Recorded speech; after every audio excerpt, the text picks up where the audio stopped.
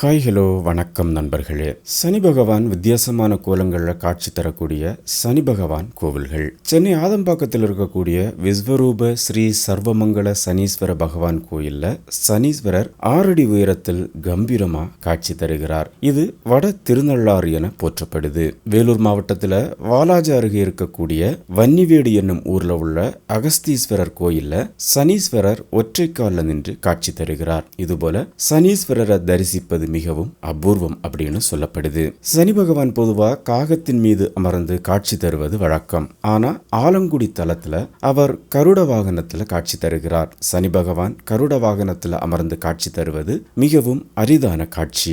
இது ஆலங்குடி தலத்துல மட்டுமே காணப்படுது. மயிலாடுதுறைக்கு அருகில் இருக்கக்கூடிய கூரை நாடு என்னும் இடத்துல அருள்மிகு புனிகீஸ்வரர் திருக்கோயில் அமைந்திருக்கு.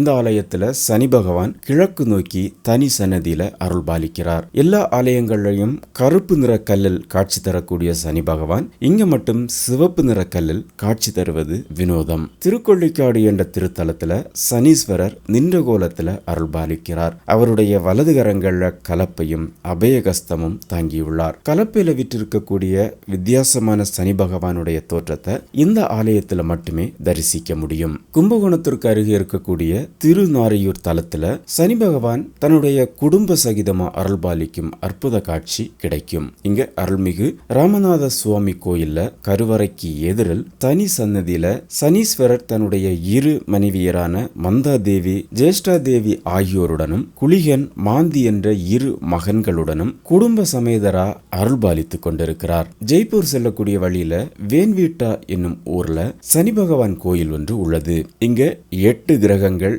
வரிசையா 2 பாகங்களா காட்சி தருது. சனீஸ்வரர் மிகப்பெரிய உருவில் எருமை வாகனத்துல கிரகங்களுக்கு முன்னால அமர்ந்து காட்சி தருகிறார்.